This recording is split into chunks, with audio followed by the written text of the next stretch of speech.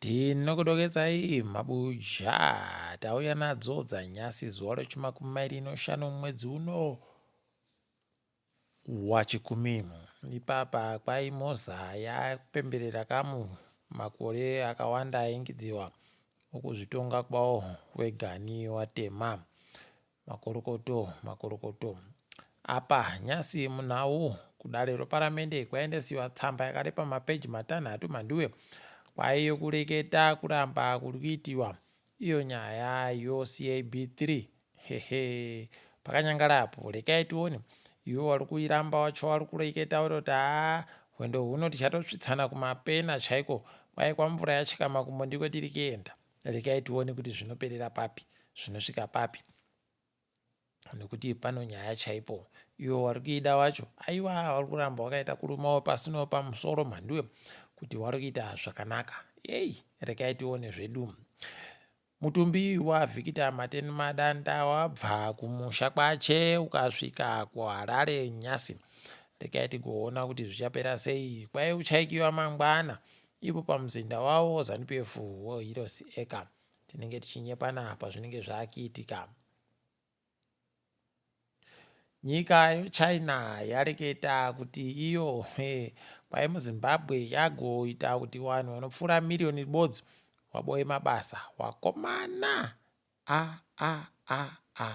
Kwai ndisu takatoita kuti mabasa iwaya awepo miliyoni Mhanduwe. Rekai tigoona kuti vanenge vachimbopenengura kusvikira papi zvavari kureketazvo. Ticharamba zvedu takaringa tinenge tichizondonyepana. Izvezvi Mhanduwe kwaburika kuti kwaimwe akasiya basa kuchiuto MajGen Evaristo Dzihwema. Haiwa kwai pachiribe Dzihwema pai Mhanduwe wari kuita kugwa Mhanduwe, kugwa chaiko kusvino mweya wache heno kuti unozorora murugare chere. Rekai tione kana zvichiitika.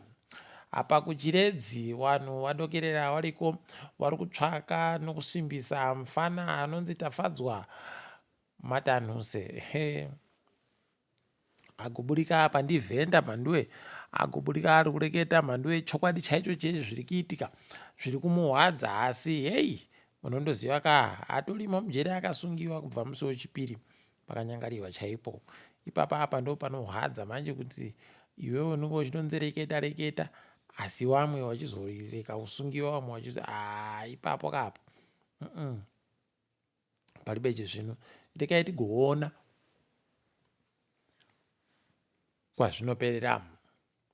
Kuno imwe tsamba yagoburika Mhanduwe iri kuzikana ba kuti ndo chokwadi chere kana kuti ndo manyepo yagonzi iyo yabva kukanzuro yeguta reHarare ikati vanhu vese vari kuvaka mumatoro nomunzvimbo dzokanzuro dziri pekupuwa zviri pamutemo kwaibva ipapo tikupai mazuva 14 basi okuti mubve ipapo.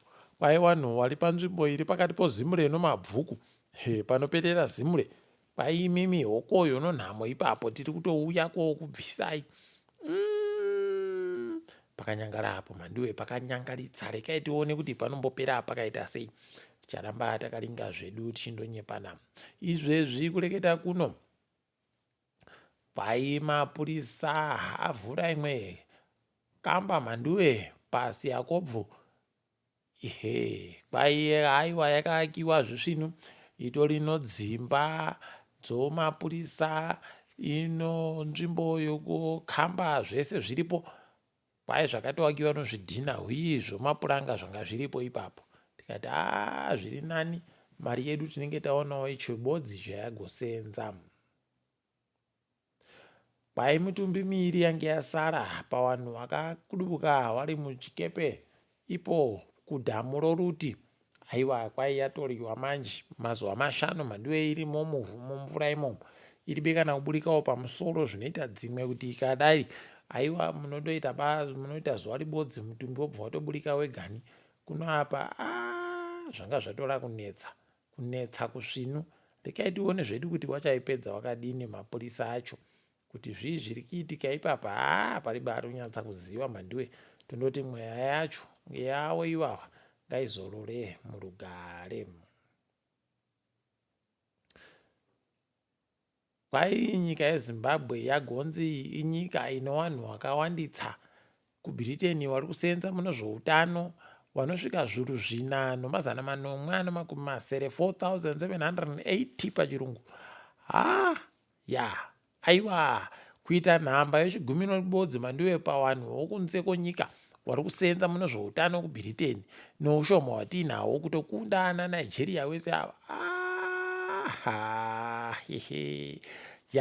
Aiwa, vanhu vakaenda dai zvaitawo kuti zvinhu zviite kureruka kuri nani, wagona kuita kuti waboye chouwiri chiri nani.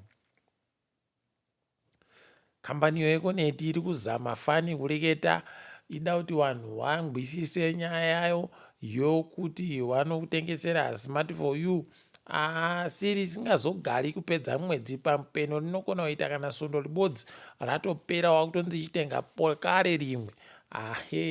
Vari kuzama kani kuzama asi haiwa paribe chinoburika musoro ipapo, paribe kana chibodzi pavari kureketapo. Rekai tigoona kuti Competition Commission vachazviita sei. Pokare noiyo Consumer Council vari kuramba wakati zete kunyarara zvavo. Heno Mhanduwe, rekai tione kuti zvinenge zvichiitika sei. Mudzimai mutema wokutanda akahwina zvokuenda kuzikana kuComrades Marathon Nobukosi Chuma. Aiwa, asvika kuguta roBulawayo kwaakabva.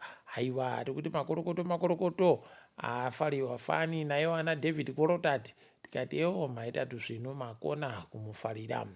Ndo vanhu vanofanira kuitiwa magamba avo, vanhu vanofanira kupuwa kana nemugwagwa chaiyo ibva yazikana kuti kuno munhu anga akadari akaita chokuti nochokuti. Ndo zvazvinoda kamu kuno kana uribe kupinda kumusangano paribe chako Mhanduwe. Chikwata choragibhi kwai chabvumirana nechikwata nokambani yoReebok kuti kambani yoReebok ndiyo igonhadzire mbasha dzavanopfekera wachitamba mutambo. Tikutenda ipapo, rekai tigoona kuti zvinoperera kupi, nekuti izvezvi pasi rese Kate Matlara ahayede kwayati inini ndakutoda kuita mufakazi wehurumende manje ndikubvuma mhosva dzangu. Kwai agonza achapuwa makore 15 kugara mujere, manomwe obva aisiwa pasaiti kureketa kuti achagara manomwe chaiwo. Mhanduwe, rekai tirambe tichiona hedu kwazvinoperera. Apawo hurumende yeSouth Africa yagotoreketa ikati aiwa, imimiwo weAmerica muda kutijairira tisiyei tiite zvatinoda nonyika yedu nowatinoda kuita usahwira nawo. Kuti imi mude kutinyepa kuti itai usahwira nauyu musaite. Aiwaba, Waramaposa ipapa wagoti inini ndiri kuziva nyaya iri kuitika, taakutotanda ipapa kutora vanhu vanosvika zviuru 10 kuti tivape basa rekuenda kutenderera vachitsvaka kuti akaita vanhu mabasa wasiri womunyika waribe mapepa mpanani. Imi panenge paino nyaya apo, panenge pano nyaya apa. Izvezvi vanhu vese panyika vari kurwadziwa fani nomaitirwo ari kuita zvinhu kuDurban kuno vanhu vechiMalawi wakazara munzvimbo ibodzi. Pari kuitirwa pazvisvino Mhanduwe ipapo, rekai tione kuti zvinoperera kupi. Apawo kuVenezuela waita Mhanduwe kundengendeka kwenyika idihwi tikuramba tichirwadziwa fani nozviri kuburika kwai noAmerica vanhu vanotopfuura zviuru 10 vanokona kunge vapfa. Apa iyo hurumende yeVenezuela iri kuti kunozana nomakumi masere anosere 188 pachirungu ndo wegani wapfa. Rekai tione kuti chokwadi ndochipi nekuti pakanyangariwa. kuMalawi kwai vanhu vari kubva kuSouth Africa vachaendesiwa kuBlantyre vakuendesiwa kuMwanza. Imi zvakaita kuoma chaiko. Rekai tione zvedu kwainenge ichienda. Izvezvi kureketa kuno Dangote refinery kwairita kuti vanhu vade kuziva Mhanduwe kuti Africa yakanaka sei, nokutoti ipapa kwai vanhu vanotoda kutopfuura mabhiriyoni 40 iwayo, vanhu vari kutoda kutounza mari dzavo kuti vaise ipapo. Mhanduwe, pakaoma kwese kwese. Vanhu ananyamariwa aiwa vari kuida kuti ipinziwe pamusika womakambani anotengesiwa pasi rese. rekaiti kuona kwazvinoperera kuti ndokupi chaiko. South Africa iri kufara kuti kupinda machena. Zvaita Ivory Coast aiwa inenge yapinda machena pokari. Imi waribe kurara vanhu South Africa wakomana apa mbasha bafana matengewo dziri kuita unondoti idina yawe zvavo wabi yedu vanozvikona zvokutengazvo. Asi isu kwanyasi rekai tigumire pano mabuja. Ndini wenyu Mhanduwe Wenhau.